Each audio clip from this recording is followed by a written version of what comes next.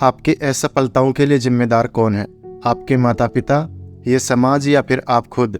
आपके पेरेंट्स जो चाहते तो हैं कि उनके बच्चे खूब नाम रोशन करें, खूब आगे बढ़ें, लेकिन बहुत कम माता पिता ही ये चाहते हैं कि उनके बच्चे रिस्क लें, कुछ ऐसा कर दिखाएं जो इस पूरी दुनिया में किसी ने नहीं किया हो। फिर हमारा एजुकेशन सिस्टम, जो कि क्योंकि हमें एजुकेशन सिस्टम ने सेल्फ अवेयरनेस जैसी कोई चीज़ सिखाई ही नहीं है। हमारा एजुकेशन सिस्टम तो हमें इतिहास रटना सिखाता है, ना कि इतिहास रचना। और सबसे बड़ी दुख की बात तो ये है कि जिस एजुकेशन सिस्टम में हम पढ़ते हैं, सीखते हैं, उसके बाद यदि एक युवा सरकारी नौकरी पाने के लिए निकलता है तो उस एक नौकरी को पाने के लिए उसको अपने जैसे लाखों युवाओं के साथ प्रतिस्पर्धा करनी पड़ती है।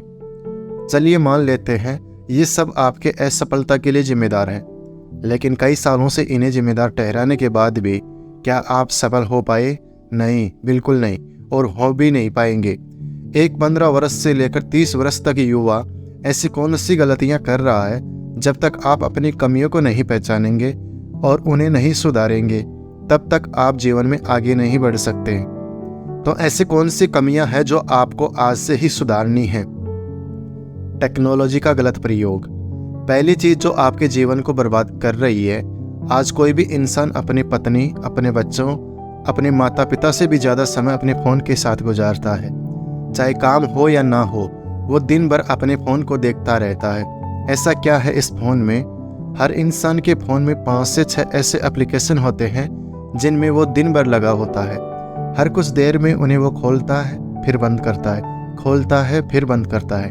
उसे ये बात बहुत अच्छे से पता है कि इससे उसका बहुत सारा समय बर्बाद हो रहा है, लेकिन उसके बाद भी वो ये करता रहता है। युवाओं का रिलेशनशिप दूसरा सबसे बड़ा कारण है कि आज के युवाओं का रिलेशनशिप जो साल में मौसम की तरह कई बार बदलता है। पहले ये परेशान रहते हैं कि हमारी ज़िंदगी में कोई नहीं है, जब कोई आ जाता है तब परेशान रहते हैं कि ये आया क्यों, और जब वो उसे छोड़कर चला जाता है तो फिर परेशान रहते हैं कि इसने हमें धोखा दिया। और इस चक्कर में वो ये भूल जाते हैं कि उनकी ज़िंदगी में इससे भी ज़्यादा कुछ और महत्वपूर्ण है। पहले वो एक दूसरे से वादा करते हैं कि एक दूसरे के साथ रहेंगे, लेकिन फिर वो ना दोनों एक दूसरे के साथ रहते हैं और न ही ये समय उनके साथ रहता है। इनोवेशन का ना होना तीसरा सबसे महत्वपूर्ण कारण है कि हमारी सोच में इनोवेशन का ना होना। आज हम भारतीय बहुत ही फख्र के साथ कहते हैं, और होना भी चाहिए, कि हमारे सुंदर पिचाई गूगल के सीईओ हैं, सत्य नडेला माइक्रोसॉफ्ट के सीईओ हैं, इंदिरा नूई पेप्सी के सीईओ हैं, और ऐसे बहुत सारी भारतीय विदेशी कंपनियों के लिए बहुत अच्छा कर रहे हैं। लेकिन आज हमें और हमारे देश को इस बात की ज़रूरत है कि हम ऐसे कंपनियों में नौकरी करने के बजाय ऐसी कंपनियां खुद खड़ी करें।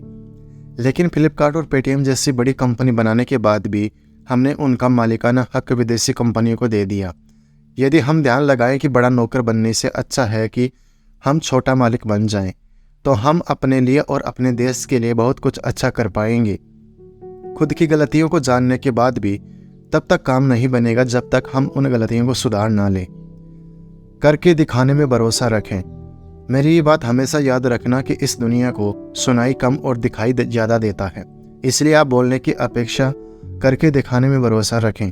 कई बार आप अपने फैमिली पर गुस्सा हो जाते हो कि आपकी वो बात नहीं मानते। क्यों माने? सालों से आप सिर्फ बोलते आ रहे हैं कि मैं ये कर डालूंगा, वो कर डालूंगा, लेकिन आपने उन्हें करके नहीं दिखाया। जिस दिन आप उन्हें करके दिखा देंगे, सिर्फ फैमिली नहीं पूरी दुनिया आपकी बात मानेगी। खुद के साथ एक्सपेरिमेंट करें। आपको अपने साथ एक्सपेरिमेंट करना होगा। दुनिया ज़रूर कहती है कि एक लक्ष्य बनाओ और उसे हासिल करके दिखाओ, लेकिन उस एक लक्ष्य को बनाने से पहले आपको कई बार अपने साथ एक्सपेरिमेंट करना होगा। जैसे हुसैन बोल्ट बहुत अच्छे ही क्रिकेटर थे, लेकिन उन्होंने अपनी प्रतिभा को पहचाना और दुनिया के सबसे तेज धावक बने। महेंद्र सिंह धोनी जो पहले बहुत ही अच्छा फुटबॉल खेलते थे, लेकिन अपने आप को जाना पहचाना और भारतीय टीम के सर्वश्रेष्ठ कप्तान बने। ऐसे ही आपको भी अपने साथ एक्सपेरिमेंट करना होगा, उसी के बाद आगे बढ़ना होगा। अब इस एक्सपेरिमेंट में आप कई बार गिरेंगे, लोग आपको भला बुरा कहेंगे, ताने मारेंगे, कहेंगे ये तुम्हारे बस की बात नहीं है, लेकिन तुम कभी हार मत मानना। अपनी गलतियों को पहचानना, उन्हें जानना, उन्हें ठीक करना और ज़िंदगी में आगे बढ़ना। धार्मिक ग्रंथ गीता में भी हमें यही समझाया गया है कि हमारे हाथ में सिर्फ कर्म करना है, फल का अधिकार हमारे हाथ में नहीं है। इसके लिए आप हमेशा तैयार रहिए।